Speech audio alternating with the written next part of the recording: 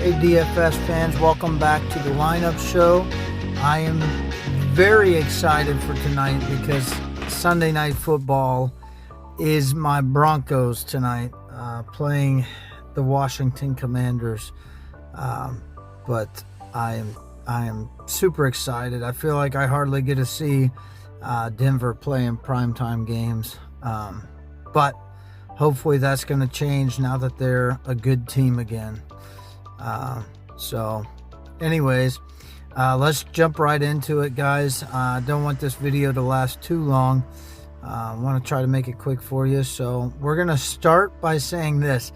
I don't like any matchups for the Washington Commanders except for maybe their kicker. With that said, Jaden Daniels is out.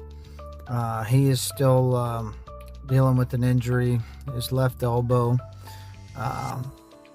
which really stinks because I'll be honest with you, I like Jaden Daniels a lot. Yeah, I actually like him quite a bit. And if it wasn't for Bo Nix, I probably wouldn't mind having him as our Broncos quarterback, but I also like Bo Nix a lot. And Bo Nix is in a great spot tonight. The Commanders are 27th against the quarterback. They are 29th in pass yards allowed per game. So that is 249.5.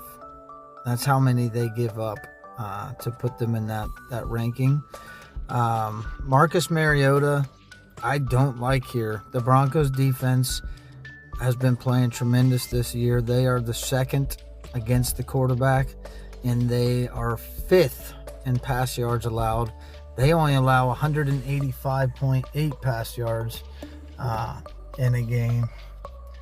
So with that said, I don't want to play Marcus Mariota today or tonight. Deebo Samuel, I don't like his matchup. I could definitely see why you would play him because he's an absolute stud. But the Broncos are first against the wide receiver position. They are 5th against in pass yards allowed. We already went over that part. But first against the wide receiver. That's awesome. As a Broncos fan, that's good to see. Cortland Sutton in a great spot. The Commanders are 30th against the wide receiving position, or wide receiver. They are 29th, as we said before, in pass yards allowed. This is a great spot for Cortland Sutton, who's averaging 12.6 fantasy points a game. But I would be lying to you if I didn't think that Troy Franklin was going to do better in this game, because I believe that he probably will. And don't ask me why. Because I know it's showing that Cortland Sutton averages more per game, barely, by half a point. But with that said, at least in the beginning of the season, it looked like Troy Franklin was the one that was favored. And if you look at the last 4 weeks, who's gotten more fantasy points the last 4 weeks? It was Troy Franklin. So if you're planning on playing one of those guys at captain, I would recommend Troy Franklin personally. I hope they both have good weeks. I'm probably going to play both of them, maybe. RJ Harvey set up in a great spot as well. Commanders are 29th against the running back, 28th in rush yards allowed. They allow 137.5 rush yards a game on average.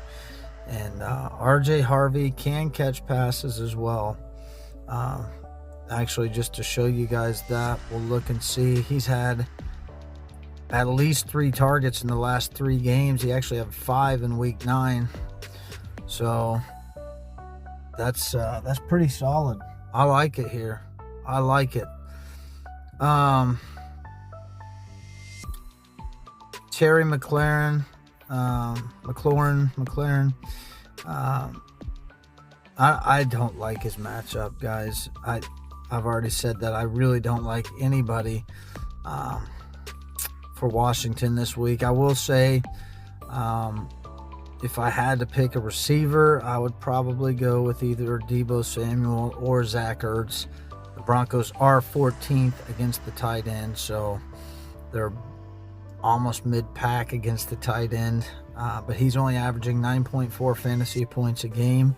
However, you do have to pick a Redskin, at least on DraftKings, as far as a showdown match goes. So I am not going to go with him because I believe I am going to play their kicker, who we will get to in a minute. If you want to see Krosky Merritt's matchup, and actually, according to DraftKings, he has taken a back seat as far as position or first and second string wise.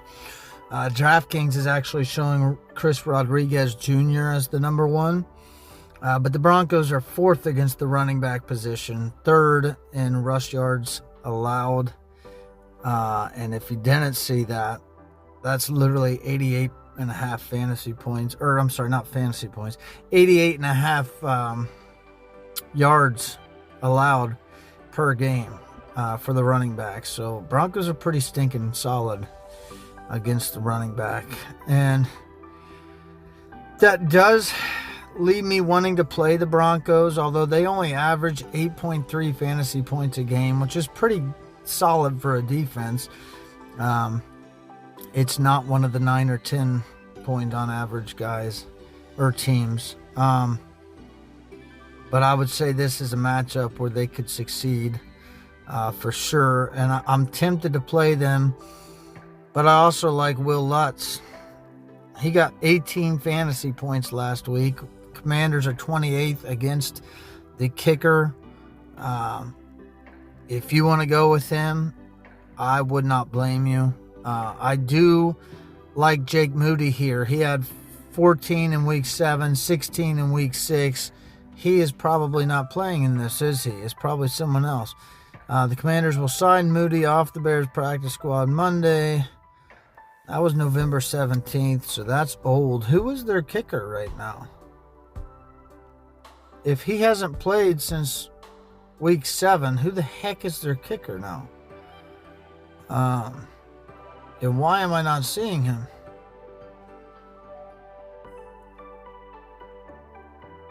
Do you guys see a kicker somewhere? Let's just look at the depth chart. Who is their kicker? It's showing Jake Moody as their kicker, but it's saying that he hasn't played since week 6? Week 7. I am not sure what to think there, other than that's the only kicker I see on the slate for them. So I'd imagine that Moody is their kicker.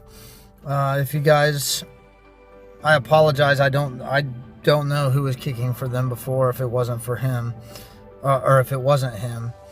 But he is the one guy that I like here against the Broncos. The Broncos are 19th against the kicker. And he averages 11.7 a game. At least he did for those 2 or 3 games that he played. With that said, there's also Evan Ingram, who I think could be a good pick here. But I don't necessarily recommend him. He doesn't average a whole lot. He just has a great matchup. Commanders are 24th against the tight end. McLaughlin, I don't think McLaughlin is McLaughlin. I don't think I'm going to play him this week. But I also don't think I'm going to play Marvin Mims. He's got a good matchup. They just haven't used him a whole lot. If you want somebody different, he is capable of putting up a lot of points. He is. With that said, Pat Bryant has actually been doing pretty solid, guys. He got 6 targets last week, compared to Mims, 0 targets last week. So from what I've read, it looks like he's actually becoming the number 3 receiver for them. I don't like McNichols. I don't like Lane here. That's kind of why I overlooked him. You got, if you need a cheap option, you have Chris Moore here. who had 5 targets in the last game. He is questionable. You also have Troutman, if you need a cheap option. He's had a target in the last 3 games. He had 2 actually in week 9.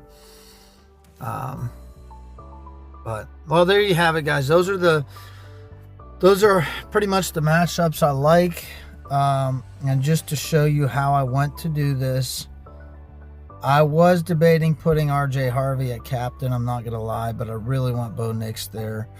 Like Troy Franklin. And then kind of tough between Cortland Sutton and Harvey. It makes it hard if you want to play both of them. We'll throw Harvey in there for now, and then I believe that I had Sutton in there when I previously made my lineup. But I also like Lutz, and I also like the Broncos defense. That does leave Jake Moody. I think that I was going to play as my one player for the Washington Commanders. However, that means I'm probably not going to get to Sutton, because I don't think that would leave me enough to play anyone that I really want to play with down here. It does not, or play, not play with. So I am going to go ahead and leave Sutton out, I think, and drop down here and play Pat Bryant. And then that would leave me 8,300. I could play all kinds of players here. Maybe we just go with the Broncos defense. Or if we really wanted to get fancy with it, I guess, we take out Jake Moody. We do play Chris Moore. And then we play better Broncos receivers. That would allow us to play Cortland Sutton and Pat Bryant. This, I believe, is actually how I ended up making my lineup. I could see this being very chalky, and I do like Moody better than Moore, obviously, but this would work better salary-wise. I'm going to go ahead and get this video uploaded for you guys. But I appreciate you watching. I wish you the best for your lineup tonight. I know my lineup right now is actually looking pretty good. I have a few players left, but I'm in a winning bracket at the moment. Things are looking pretty solid, so I hope they are for you as well. Again, if you feel like posting where you're at or how you're doing on this thing, go ahead. I would appreciate it, and I'll talk to you guys later.